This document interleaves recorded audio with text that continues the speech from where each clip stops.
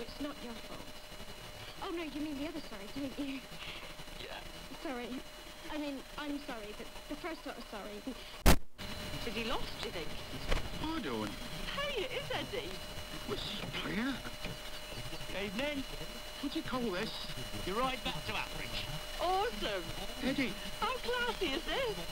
don't you expect me to get my bike in now? Do what? My motorbike. What are you talking about?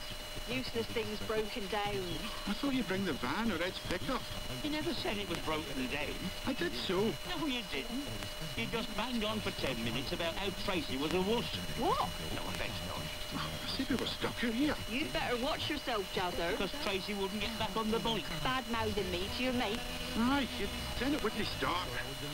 If you'd told me that, I'd have brought the van. That's what I'm saying. But I brought the limo, so obviously you never told me.